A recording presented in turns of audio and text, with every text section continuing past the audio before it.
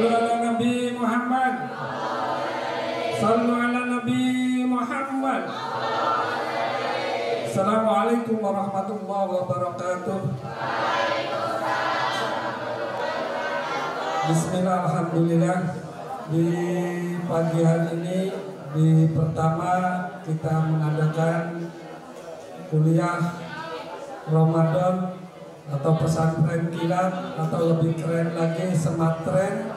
Alhamdulillah kita diberikan kesehatan, kekuatan, bisa menjalankan aktivitas kita, bisa beribadah. Tentunya sholawat serta salam semoga tercurah pada junjungan kita Nabi Yana, Nabi besar Muhammad Sallallahu, pada keluarganya, para sahabat-sahabatnya, para tabi'in dan para pengikutnya, khususnya kita yang masih cinta, masih membanggakan, masih mengharapkan syafaat dari Rasulullah nanti di yaumil qiyamah. Amin ya rabbal alamin. Adik-adik, anak-anak, kali ini materi Bapak yaitu tentang Islam rahmatan lil alamin. Tentunya kalian sudah tahu apa sih Islam. Kenapa sih memberikan rahmat pada seluruh alam? Di sini kalian bisa sedikit-sedikit lihat panduan. Di sana di firman Allah dalam surat Al-Anbiya ayat 107 menjelaskan wa ma arsalnaka illa rahmatan lil alamin. Artinya, dan kami tidak mengutus engkau Muhammad melainkan untuk menjadikan rahmat bagi seluruh alam. Kalau berbicara Nabi Muhammad ini sangat luas sekali penjabarannya. Kenapa seorang Nabi Muhammad, sedangkan Nabi itu banyak, tapi Nabi Muhammad menjadikan rahmatan lil alamin? Ini kalau kita melihat asal usul, Nabi itu merupakan cahaya yang bisa memancarkan ke seluruh penjuru dunia. Kalian tahu cahaya? Di sini ada cahaya, kalau di sana ada lubang, masuklah cahaya itu. Nah, ini cerita cahaya, nurnya Nabi. Jadi kalau ada pertanyaan, manusia yang paling pertama itu siapa? Jawabannya, secara umum Nabi Adam. Tapi secara hakiki manusia yang paling pertama adalah Rasulullah dengan nurnya. Ada suatu cerita begini. Ketika Nabi Muhammad bertanya kepada malaikat Jibril, "Ya Jibril, usiamu sudah berapa?" Jibril bingung, "Saya tidak tahu usia saya seberapa. Tapi yang saya ingat," kata Jibril, "yang saya ingat ketika saya diciptakan itu ada nur." Ternyata nur Nabi Muhammad. Terus cerita yang kedua supaya kalian yakin, di surga itu Nabi Adam dengan ibu Hawa keliling surga, ke penjuru, keliling-keliling ke tiap penjuru. Terus lihat ke atas ada tulisan Muhammad. Jalan lagi ke penjuru sebelah kanan, lihat lagi ada tulisan Muhammad. Akhirnya bertanya, siapakah Muhammad itu? Nabi Muhammad adalah kekasih Allah. Akhirnya ibu Hawa ketika tunangan atau mau dinikah, apa mas kawinnya? Untuk membacakan sholawat. Jadi nur Nabi Muhammad itu sudah ada namanya sudah ada di surga, nurnya sudah ada di aras, bahkan di aras juga dari ininya sudah ada pancaran nur Nabi Muhammad. Itu ada. Jadi nur ini yang memberikan rahmatan lil alamin. Maka Allah dijelaskan dalam Al-Quran, wa ma arsalnaka illa rahmatan lil alamin.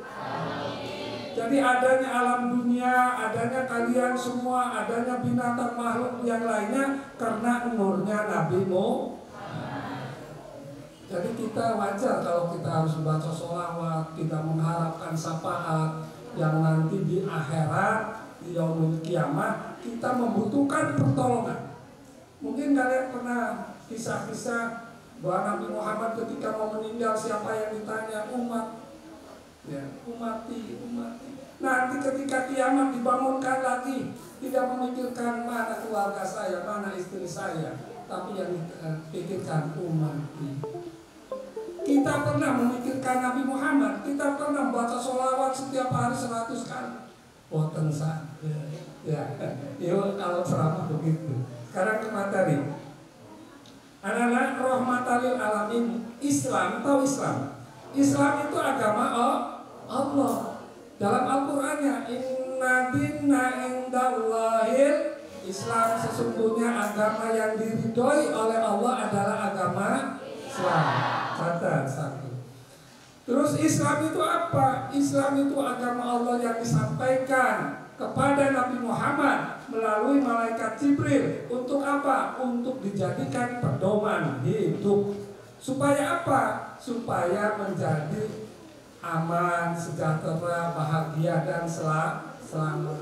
Di sini juga dikatakan bahwa Islam asalnya dari aslama, salama, salima, aslama yuslimu islaman. Intinya keamanan, kenyamanan, ketentraman, kebahagiaan dan keselamatan. Itu Islam. Jadi Islam itu tidak ada orang Islam yang suka buat kerusuhan, yang suka membuat keonaran. Islam itu damai. Islam itu tidak ada yang membuat istilah yang sekarang lagi ngetren radikalisme. Enggak ada. Di Islam itu saling menghargai, saling menghormati, menghormati ya, saling menghormati. Jelas aturannya. Menghormati kepada yang lebih tua, menghormati sesama agama, menghormati sesama lain agama, menghormati pemerintah. Itu Islam. Ya, tidak ada istilah teroris, tidak ada istilah radikalisme. Pak, kenyataannya Islam itu jihad. Ya, namanya jihad itu ya. Kita ngaji itu jihad, kita membela kebenaran itu jihad. Bukan yang aneh-aneh. Awas, catatlah. Ini Bapak mendapatkan amanat bahwa jihadnya jangan dikategorikan untuk melawan, untuk membuat keonaran, bukan ya. Sekarang lagi puasa, kan banyak ya orang yang jualan, biarkan aja, kalau penting kita berikan contoh nasihatnya. Jangan jualan, ini harus dibongkar. Wah, ramai nanti nggak ada selesainya. Yang namanya orang itu ada yang takwa, ada yang tidak takwa, ada yang percaya, ada yang tidak percaya, ada yang ibadah, yang tidak ibadah. Kita sikapi bagaimana caranya untuk menjadikan damai, menjadikan rahmatalil alamin. Nabi Muhammad dilahirkan oleh Allah, diutus oleh Allah, menjadikan rahmatalil alamin. Bukan manusia saja. Manusia diberi akal untuk mendapatkan etika. Binatang juga harus aman. Ada lubang semut, jangan diganggu. Itu kehidupannya di situ. Jangan kencingin. Mati semua, Anda dosa. Biarkan. Ya. Sekarang orang tidak memakai syariat. Tahu syariatnya orang jelas kita syariat Islam. Binatang mau dimakan, main tusuk misalkannya. Anjing ditusuk dibakar. Tidak disembelih. Jadi Islam itu disembelih dulu, biarkan darah ini mengocor, mengalir dengan keikhlasannya, dengan menyebut asma'. Tidak sembarangan ya. Biarkan dia hidup untuk kita, semua kita nyaman dengan adanya binatang, dengan adanya suara burung. Nah, ini menjadikan rahmat lil alamin ya. Bahkan jin, setan pun bisa menjadikan rahmat. Ya. Jin itu makanannya apa? Makanannya sisa dari kita, tulang-tulang. Itu makanan jin. Setan apa? Ya makanannya dengan kita. Kita menjadikan rahmat. Cuma kita harus baca bismillah. Doanya gimana doa mau makan? Allahumma barik lana. Bersyukur semoga dengan rezeki yang kita makan memberikan keberkahan. Setan nyengir, nggak kebagian ya. Nyarinya yang di luar. Karena itu Bapak banyak ini. Kita untuk sini aja dulu. Hadis yang menerangkan tentang rahmatan lil alamin. Di sana ada menurut Bukhari Muslim. Seorang muslim itu adalah seorang yang orang-orang muslim lainnya merasa aman dari kejahatan, dari lisannya, dari tangannya. Muslim dengan muslim lain itu bersaudara, jadi merasa aman, ya, merasa aman. Satu tubuh, kalau yang satu sakit semuanya gitu. Coba Anda ini, apa kaki kacukak ya, kacukak bahasanya. Yang sakit kan bukan kaki, panas kepala, muriang, nggak enak, macam-macam. Yaitu ibaratnya begitu. Orang muslim itu bersaudara. Dalam hadis lain diriwayatkan, seorang bertanya kepada Nabi, apakah amalan yang paling baik ya Rasulullah dalam Islam? Amalan yang paling baik yang pertama apa? Udah baca belum? Yang pertama adalah memberikan makan. Halo, memberikan sedekah. Kita ibadah untuk kita, mungkin bisa disebut orang takwa. Ya, puasa untuk kita disebut orang soleh. Ya. Tapi kalau sodako itu kan untuk orang lain. Allah ini senang manusia yang lainnya itu adalah hamba Allah. Allah ini senang kepada hambanya. Maka kalau hambanya memberikan makan kepada hambanya, sama dengan kita disenangi oleh Allah. Paham ya? Maka ini mungkin kegedean kita, para pejabat kita berpikir bagaimana untuk mensejahterakan, mengamankan. Berilah makanan semampunya, satu orang satu bungkus, berapa orang kebagi semua. Islam itu apa? Rantan siswa, bansos, nanti ada zakat, ada sodako. Islam itu kenyang. Apalagi Bapak suka selamatan, suka tahlil, hidup itu dengan makanan yang halal. Ada yang suka tahlil. Coba Muludan makan, Rajaban makan, Isra Mi'raj makan. Itu kerjaannya Ustaz. Amplop, alhamdulillah. Umar. Lanjut. Ini sebalik ini. Ada lanjut ya.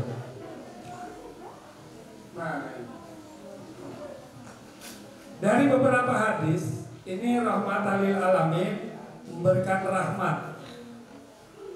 Rahmat itu apa? Rahmat itu apa toh? Supaya Bapaknya bisa interaksi ya. Kalian boleh tanya. Rahmat itu apa? Rahmat orang bukan. Rahmat itu kasih sayang. Jadi Allah memberikan kasih sayang. Ya. Lil alamin kepada seluruh alam. Ini itu yang. Jadi alam yang kita nikmati ini tidak boleh kita rusak. Ya.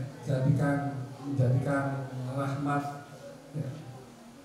Seterusnya, saya kalau baca ini kurang ini. Dasar-dasar pendidikan multikultural sebagai berikut. Jadi sebelum mengetahui tentang tujuan pendidikan multikultural, multi itu multi serbaguna, bermacam-macam. Kultural itu karakter. Jadi di Indonesia ini terdiri dari beberapa ras. Ras itu apa? Ras suku atau golongan. Ini pelajaran sosiologi. Warna kulit, ya benar. Ras, etnis, ya macam-macam etnis, suku, macam-macam agama, macam-macam bahasa, macam-macam budaya. Coba siapa yang mampu yang untuk mempersatukan bermacam-macam ini? Yang mampu yaitu Pancasila, diikat oleh Bhinneka Tunggal. Siapa yang melaksanakannya? Ya para pemimpin. Jadi kita ini tidak boleh menyalahkan pemimpin, walaupun pemimpin misalkan doling korupsi, ya kita ingatkan, ya, karena negara adalah tanggung jawab kita bersama. Indonesia itu mampu menyatukan berbagai macam budaya dan bahasa. Coba punten, di Arab, apakah mampu Arab menyatukan bangsa Arab? Kan tidak. Arab Saudi, Arab Krukut, Arab Iran, Arab Irak, nggak bersatu. Bahkan perang yang ada, Iran dengan Irak perang. Apalagi ada ini ya, ISIS, tahu ISIS?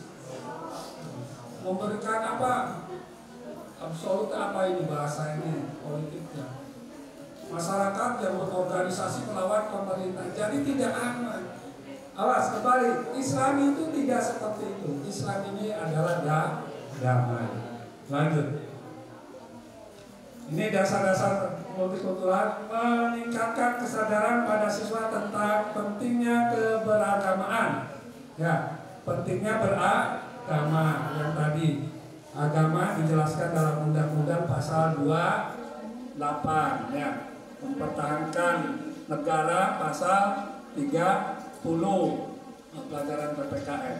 Yang kedua, pendidikan multikultural sebagai gerakan pembaharu, memberikan peluang kesempatan yang sama kepada setiap siswa yang berbeda, memberikan kesempatan yang sama. Ya, itu tidak ada diskriminasi. Contoh di sini ada non muslim kan, nggak apa-apa. Yang penting kita saling menghormati.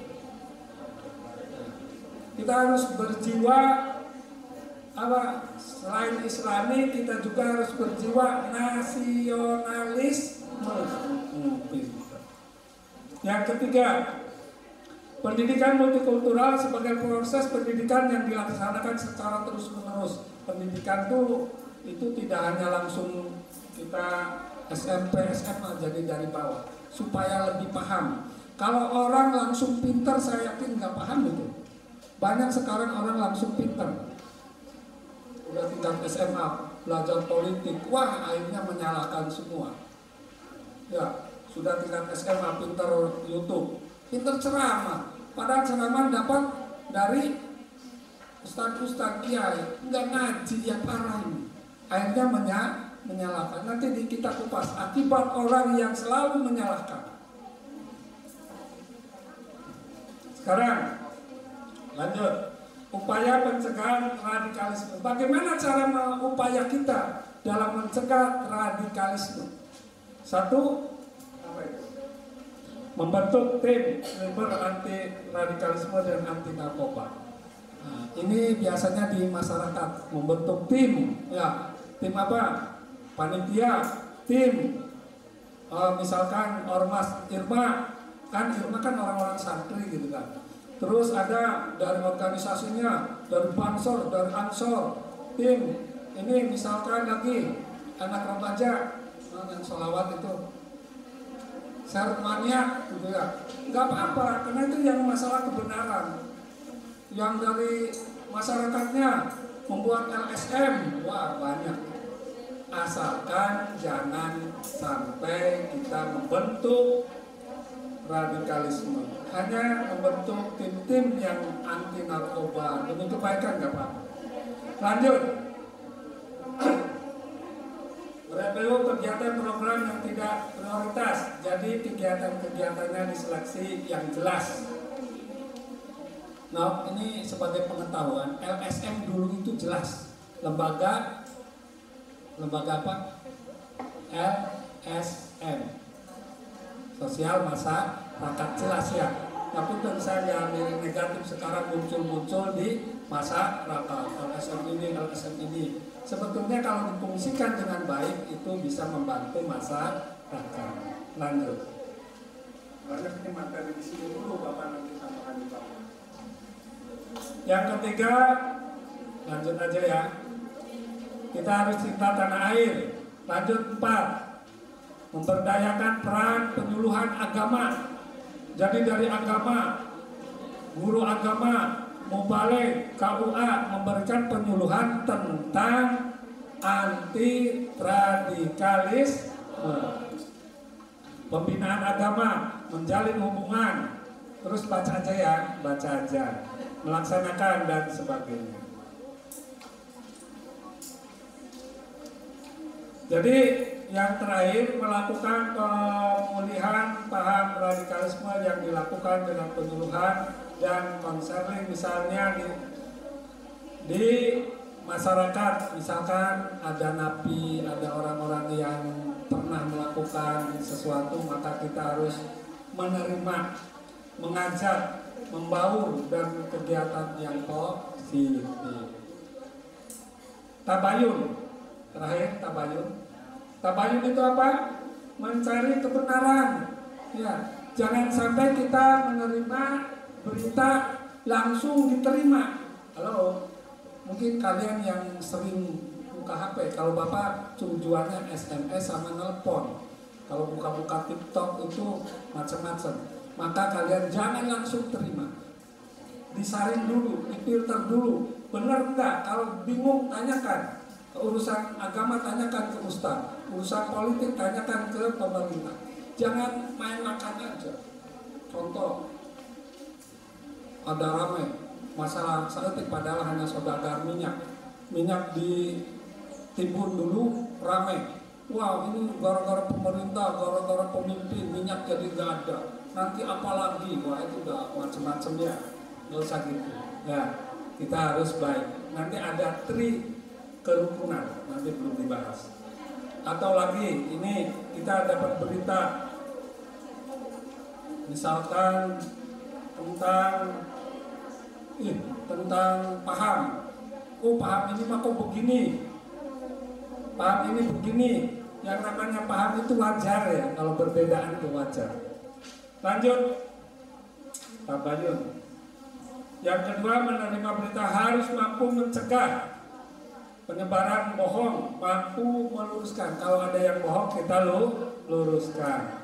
Lanjut, menerima berita, melanjutkan sanksi sosial kepada pembuat berita. Jadi kalau ada berita bohong, kita tegur. Kalau masih aja, kita ajukan, nanti biar dikenakan sanksi. Lanjut, kalau kita memberikan berita, jangan berprasangka buruk. Menerima atau membuat berita, jangan yang buruk-buruk. Yang buruk itu nggak enak. Ya, kita dosa. Apalagi ada berita ini, wah ini bohong. Kita jangan suudon dulu. 5. Menerima berita, tidak boleh terpancing untuk mencari kesalahan pihak lain. Kita jangan terpancing ya. Awas, jangan terpancing macam-macam lah. Kalian lebih paham. Awas, berita di media, di medsos itu jangan langsung kita terima, intinya itu aja. Karena di sini begini, di sini begini. Yang lagi ngetren apa ini? Yang lagi ngetren apa? Kayak ini. Yang orang Islam masuk pendeta ya. Yang lagi ngetrennya, akhirnya menjelekkan Islam, padahal dulunya Islam. Ada lagi pendeta masuk Islam, menjelekkan agama Kristen. Nah, ini lagi ramai. Ayo anak-anak,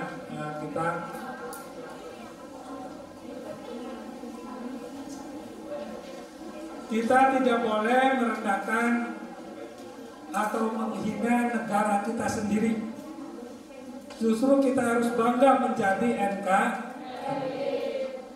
Kalian sering dengar ya, itu negara kita mah negara, bahasanya negara miskin, padahal sih kita tuh kaya, gitu kan.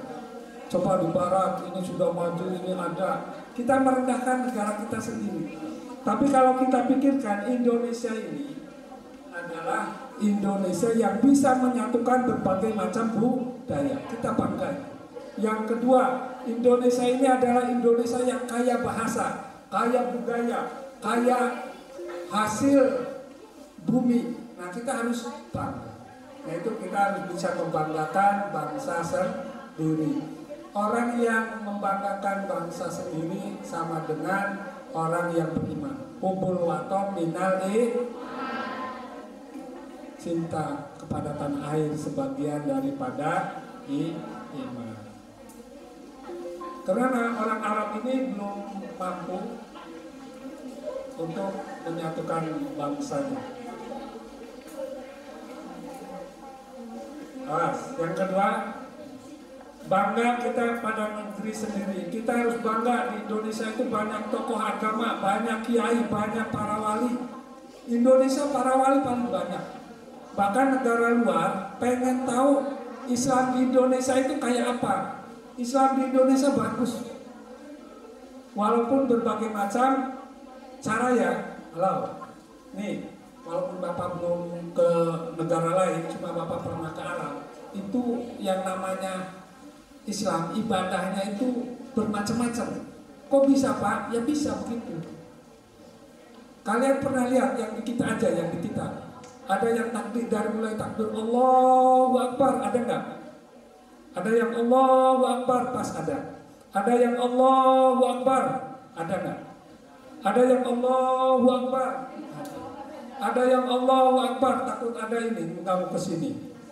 Allahu Akbar, ada yang padu Allahu Akbar, ada yang padu gini. Itu banyak di Arab. Jadi yang namanya beda ini menjadikan hikmah, rahmatalil, perbedaan menjadikan rahmatalil. Itulah hebatnya Islam. Islam itu damai. Ya. Oh iya ya, baru tahu ya. Nah, itu baru ini. Baru awal itu belum sampai salah. Ada yang pakai usoli, ada yang tidak. Baca Fatihah, ada yang pakai Fatihah, ada yang tidak. Ada yang Fatihahnya tidak dikeraskan, ada. Sudah nempel sini ada yang pakai iftitah, ada yang tidak. Baru mulai ruku juga beda. Ada yang tahiyatnya begini-begini, ada. Ada yang mulai asyhadu alla, ada. Ilaha illallah, ada yang asyhadu alla ilaha illallah. Macam-macam. Jadi tidak kenapa begitu? Kenapa bisa? Ada yang bisa jawabannya?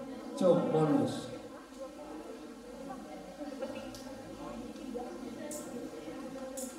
Paham ya? Tapi kadang-kadang kita ego dengan akidah kita sendiri. Ya, wah itu salah. Yang repot ini yang memaksakan misalkan dipaham beda, imaman dipaham yang berbeda. Paham A, imaman dipaham B. Dia itu langsung menurut dia, ya salah. Harus menghormati jamaah. Gitu. Ada nggak yang terawihnya cukup 10 menit? Ada yang 11. Ada yang 23. Kenapa bisa begitu? Ada yang tahu jawabannya? Jawabannya tulis ke Bapak kan?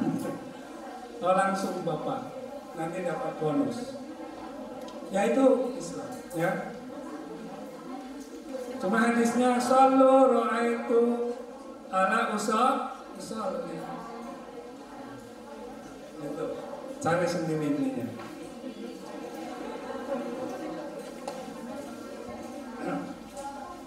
Nanti setelah ini sisa pertanyaan ya. Mana mau ada yang akibat radikalisme satu, negara tidak akan aman. Selalu ada keributan, kekacauan. Nah, kalau negara aman enak, kalau negara tidak aman enak enggak? Enak. Maka ciptakanlah negara itu supaya aman. Maka perbedaan kita sampingkan. Yang penting, yuk kita sholat. Kalau mau berbeda, yang pisah sholatnya daripada ribut. Nah, yang 11 di sini, yang 12, yang 23 di sini misalnya. Yang kedua, terjadinya kelompok-kelompok untuk saling menyalahkan. Radikalisme saling menyalahkan nanti ini. Aturan begini, yang benar begini, rame. Yang ketiga, banyak korban yang merugikan masyarakat. Iya, kalau orang politik mungkin menyalahkan. Ya, ini benar, ini salah. Yang rugi siapa? Rakyat. Ya, mesraya mah cicing ben hukuman diatur. 4. Banyak pengeluaran anggaran negara. Kalau banyak keributan, banyak kerusakan, anggaran negara akan habis. Kenapa? Memikirkan hal-hal yang tidak penting, bukan memikirkan bagaimana negara bisa maju. Yang kelima, tidak percaya rakyat kepada pemerintah. Tidak akan selesai kalau rakyat tidak percaya kepada pemerintah. Anak-anak, Bapak cerita pemerintah ini mau disorting, nanti Bapak dipanggil. Kalau dipanggilnya sama presiden nggak apa-apa dapat uang. Kalau mau jujur, Bapak itu orang yang didolimi, yang dirugikan. Tapi Bapak tetap bertahan menjaga NKRI. Alasannya banyak. Kenapa sih Pak kok bisa dirugikan? Iya, banyak. Bapak dulu ngajar itu dari tahun berapa? 989, curhat sedikit. Kerja di pemerintahan, dinas pendapatan daerah. Bapak yang ambil uang setorkan ke Pemda, tapi yang korupsi orang Pemda. Saya jadi guru lama sekali, belum dapat uang. Ya, nah itulah banyak. Yaitu cerita singkat kekecewaan sedikit. Terus manfaatnya apa? Manfaat kita menjaga persatuan. Yang pertama, negara akan damai, tentram, ya jelas. 2, menjadi saling toleran antara ras dan etnis dengan agama lain. 3, pembangunan selalu bertambah, semakin maju. Ya, keharmonisan antara pemerintah dan tokoh agama. Kehidupan membutuhkan kepemimpinan yang dominan. Kalau kita aman, insya Allah. Atau rakyatnya aman, pemimpin juga aman. Rakyatnya saling mendukung. Terakhir, anak-anak, kalau kalian sudah mendengar yang namanya tri kerukunan, 3 keruk, apa saja? 1, 2, 3. Pelajaran PPKN ini. 1, kerukunan antar seagama. Jadi rukun, ya agama Islam dan agama Islam rukun. Bentrok bae agama Islam di Muhammadiyah agama di baheula. Cuma beda saeutik. Sejarahnya kalau Bapak cerita sejarah lama di sini. Nah, waktunya belum pada keluar. Ya, itu dari dulu. Apalagi sekarang kalau kalian tahu yang namanya PAM, Ahmadiyah, terus apa lagi? Terus dari pohon, Ila Ibrahim, Ila Guram, Nabi juga banyak. Nah itu. Kalau NU dengan Muhammadiyah itu adalah ormas, organisasi pemerintahan yang diakui. Jadi antar seagama, kerukunan 1 antar seagama. Yang kedua kerukunan antar umat beragama. Islam dengan Kristen, Kristen dengan Hindu, Hindu dengan Buddha. Islam menghormati Kristen, Hindu, Buddha. Kenapa dihormati? Sama-sama orang beragama, sama-sama berwarga negara. Apa yang diributkan? Kok ibadahnya masing-masing? Apa masjidnya? Kalau di Islam masjid, kalau ini di gereja, kalau Hindu yang di hutan apa? Masing-masing. Apa yang harus diributkan? Kita sama-sama makan nasi. Dia juga bertuhan, kita juga punya Tuhan. Yang ketiga kerukunan antara agama dan pemerintah. Agama kita banyak, maka harus diatur oleh pemerintah. Siapa? MUI. Lanjut, yang memberikan keputusan adalah Menteri Agama. Jadi agama dan pemerintah harus bersatu. Ulama dan umat udah tenang, aman, damai. Ada lagi? Tadi udah ya? Ada lagi, karena membahas radikalisme. Orang yang mempunyai sifat radikalisme itu 3. Wah, ini penting nih. Radikalisme itu 3. 1, orang yang tidak setuju dengan pemerintah. Pemerintah sekarang tuh begini, wah nggak beres, dolim, masyarakat banyak yang kelaparan. Saya nggak percaya kepada Pancasila. 1, ya. 2, akhirnya kan membuat keramaian. 2, orang yang ingin merubah negara menjadi negara Islam. Tahu? Negara Indonesia mau dirubah oleh negara Islam. Jadi mari kita bersatu. untuk membentuk ini, gitu kan. Ya pasti rame. Wah, ini orang misalkan di tempat maksiat, tempat karaoke, tempat hukum, yuk kita bom. Dulu kan ada pengeboman di Bali, di Jakarta. Nah, punten ini hanya pembagian radikalisme. Radikalisme yang ketiga adalah punten sekali. Ini yang punya tujuan jihad, tapi jihad dalam pengertian perang, merusak. Jihad itu adalah menegakkan amal ma'ruf nahi munkar, tapi bukan memberikan pembunuhan yang begitu banyak, merusak sarana prasarana, bukan. Ya, sekali-kali radikalisme itu ada 3 kelompok yang perlu kalian pahami. Pertama, tidak setuju kepada pemerintah. Kedua, yang ingin merubah negara. Yang ketiga adalah orang yang bertujuan jihad, tapi dengan cara begitu. Ya. Kita kalau jihad ya aman aja lah, menegakkan amal ma'ruf nahi munkar, jangan merugikan orang banyak. Di tempat karaoke mungkin aja orang yang ada yang berjualan, mungkin aja ada orang Islam, hanya sekedar main, bom yang mati kabeh. Paham ya Anda? Sekali lagi mohon maaf barangkali ada kesalahan dari kata-kata saya menyangkut politik, menyangkut agama, karena ini materinya adalah Islam rahmatan lil alamin. Mana di panitia masih ada waktu enggak? Bapak kalau di lembur ini per jam ini ada perhitungannya. Bentar. Ya silakan anak-anak barangkali ada yang mau bertanya. Mudah-mudahan yang nanya masalah agama jangan masalah politik ya. Bapak bukan ustaz politik. Ada yang bertanya? Tuh. Punten yang paling belakang kedengaran nggak? Shallu ala Nabi Muhammad. Silakan yang mau bertanya.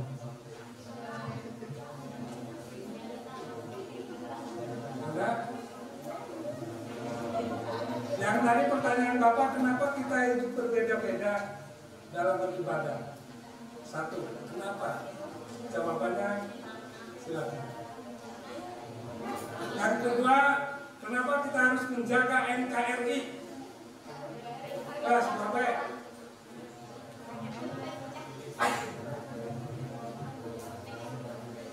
Gimana panitia lanjut?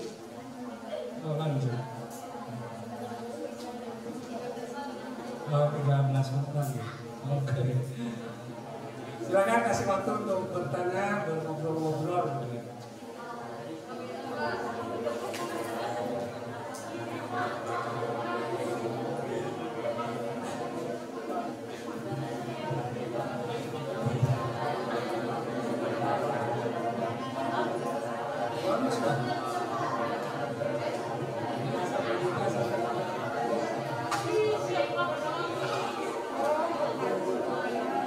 Mangga barangkali ada yang mau ditanyakan, nanti dapat bonus dari Pak. Ya. Bonus banyak dari kepala sekolah, usus kepala sekolah, dari bapak usus bapak, dan panitia juga ada.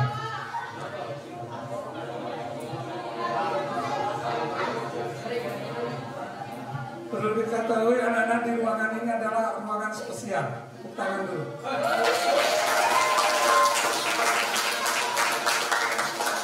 Pertama, ruangannya aman, bersih, ada kipas. Kedua, kita di shopping. Oh, besok pakai kipas sendiri ya. Ya silakan yang mau bertanya.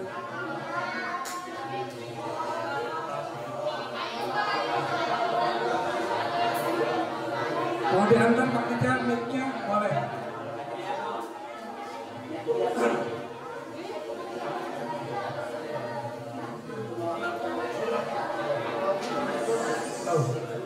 Kayak HP Pak. Bapak kalau lagi ganteng kali gana atau kali gana? Nggak punya HP jadi pengen foto tuh.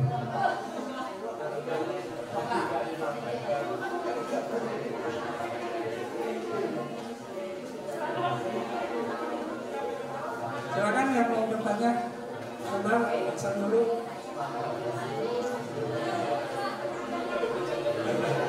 Biasanya Bapak begini, ya.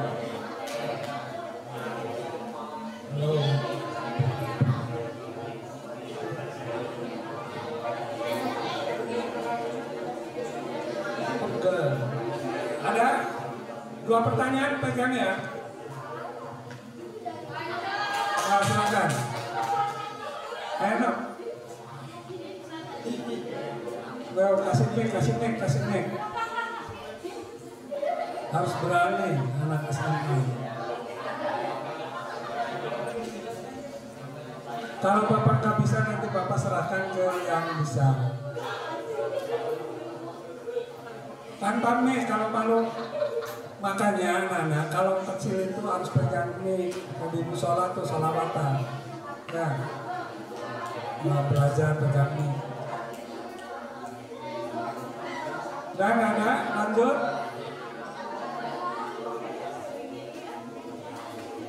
Ada orang ini, orang Nahdien di sini. Kalau lagu ini Indonesia tanah air kami. Sorry.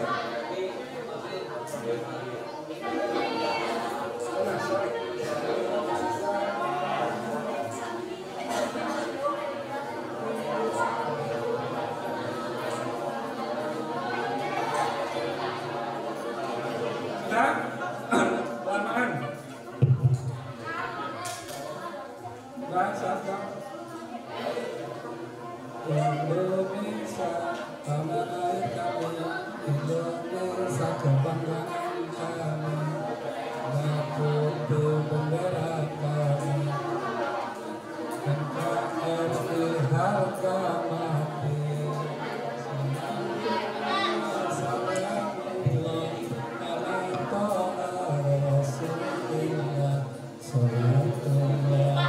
Ya, silakan.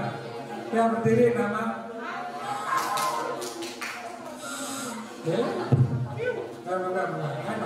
Enggak disetting lama.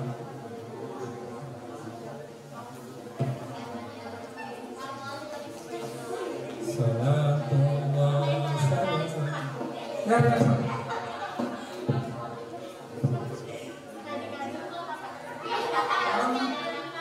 Halo.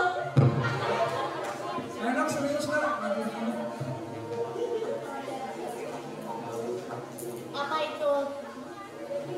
Apa itu radikalisme dan apa ada radikalisme? Pengertian radikalisme ya.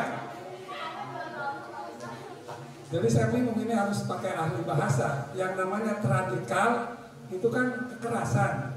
Isme apa itu? Ya tadi sudah dijelaskan bahwa radikalisme adalah suatu tindakan yang menimbulkan kekerasan gitu kan. Apalagi menyangkut kepada negara. Ya, contohnya, udah gini aja contohnya teroris. Kan orang lagi enak-enak di Bali di bom. Tahu pernah dengar bom Bali ya? Belum di Jakarta pernah dengar? Nah itu radikalis. Ya. Itu hanya bentuknya, ininya sih kategorinya ke teroris. Terus banyak ya di negara-negara lain banyak organisasi-organisasi yang sifatnya ingin merubah, ingin menghancurkan negara. Contoh ISIS, pernah dengar ISIS? ISIS itu tujuannya negara Islam dan ingin menegakkan Islam. Awas, bukan berarti salah, bukan. Ya, cuma caranya yang salah. Awas, kan ada bilang begini, Islam ini keras, Islam ini, itu udah salah. Ya. Banyak orang Indonesia kemarin ini sebagai informasi yang pergi ke luar negeri, melepaskan negaranya, melepaskan negara Indonesia, ikut ke anggota ISIS, di sananya sengsara, suaminya perang, anaknya di dapur dengan ibunya, akhirnya pengen pulang ke Indonesia. Dipertanyakan, dulu bendera Indonesia diinjak-injak, dulu kalian sudah keluar di Indonesia, sekarang pengen masuk di Indonesia. Perlu diperhatikan lagi anak-anak, Indonesia itu negara Islam yang aman, Islam yang aman, rahmatan lil alamin. Orang Islam di Indonesia kalau ibadah jelas masuk surga, kalau ibadah tidak ibadah jelas masuk neraka.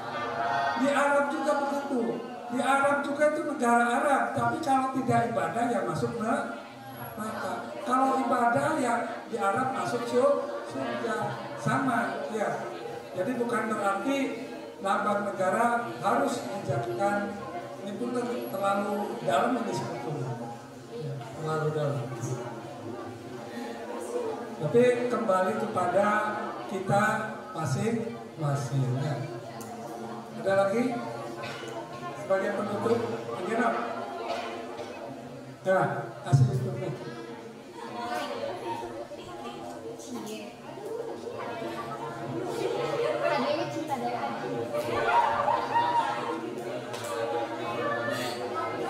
Ini kelas 10 semuanya. Oh ya, pantas masih lucu-lucu. Usianya berapa? 15, sama dengan kucing bapak di rumah. Ayo silakan yang mau bertanya. Assalamualaikum warahmatullahi wabarakatuh. Waalaikumsalam warahmatullahi wabarakatuh. Kenapa Islam dibagi menjadi dua aliran, Muhammadiyah dan NU? Kenapa nggak satu aja?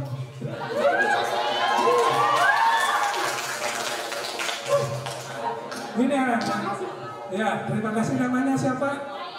Maya catat panitia. Ya, catat dulu, Bapak lupa. Islam itu bukan dibagi dua aliran, no. Ya, bahkan banyak kata Nabi nanti di akhir zaman, awas jawabannya. Nanti di akhir zaman umatku akan terbagi 73 golongan, yang diterima satu golongan. Semuanya mengaku ahli sunnah wal jamaah. Semuanya ahli sunnah. Kalau wal jamaah itu orang NU, ahli sunnah wal jamaah. Ini punten. Aduh, ya dari syutingnya. Sebenarnya ceramah kata di Bapak ini ceramah yang ini ya, yang agak ekstrim. Yaitu As-Sunnah itu juga ada ya golongan. Salafi golongan itu aliran. Ya. Islam sejati, terus nilai Ibrahim, hidup di balik hidup yang Bapak tahu. Terus Muhammadiyah yang Anda tanyakan itu antara Muhammadiyah dan NU. Itu adalah ormas Islam yang ada di Indonesia sejak dulu dalam memperjuangkan negara Indonesia. Dua ormas itu. Kalau mau cerita sedikit supaya Anda jangan bingung, tokohnya itu dari Muhammadiyah siapa? Kiai Ahmad Dahlan, dari NU-nya Kiai Hasim Asy'ari. Itu dua santri yang teladan berguru di mana? Di mana dia di itu tuh, Bangkalan Madura, di Madura. Kiainya Kiai di mana? Dan berguru di sana. Akhirnya dua tokoh ini yang bisa menjaga mempertahankan negara. Yang namanya Belanda bingung. Wah, ini caranya harus dipisahkan nih. Paham ya? Asal usulnya harus dipisahkan orang dua ini. Maka yang satu diajak keluar ke Arab untuk sekolah, disekolahkan. Yang satu, saya akan sebutkan yang satu aja ya. Akhirnya pulang ke Indonesia membawa buku, membawa kitab. Akhirnya beda. Nah inilah yang jadi bentrok antara dua ormas ini. Masalah apa? Belanda atau Jepang bisa menghancurkan Indonesia karena memecah belah. Pahamnya ya jelas. Ya, maka ada yang santri pondokan, ada santri milenial gitu kan. Yang di pondok-pondok itu biasa, ya, sarungan, ngaji kitab dulu biasa. Yang modern biasa. Yang bedanya ya itu awal-awal nih, ya. Enggak, kalau dikupas nanti pelajarannya ke fikih. Kalau sudah ke fikih nanti kita harus tahu madhab.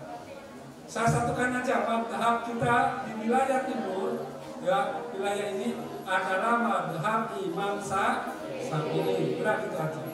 Kalau Salafi ada di Indonesia, ini ada di Indonesia, ya itu yang jadi masalah. Ya, yang penting kita saling menghormati. Sekarang kan lagi banyak ini ya, punten.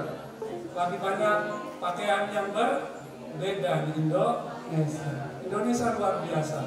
Tepuk tangan untuk Indonesia.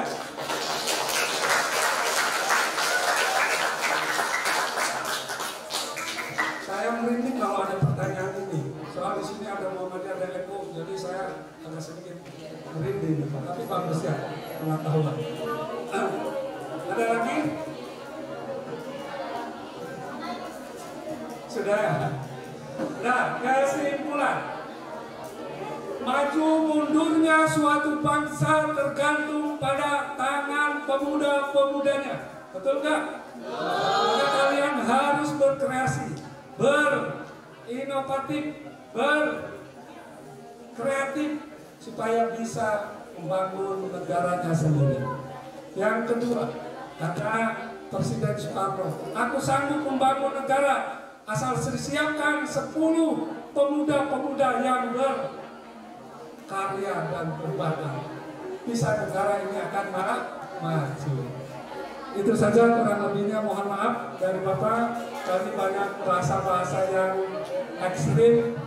Khairul kalam. Assalamualaikum warahmatullahi wabarakatuh.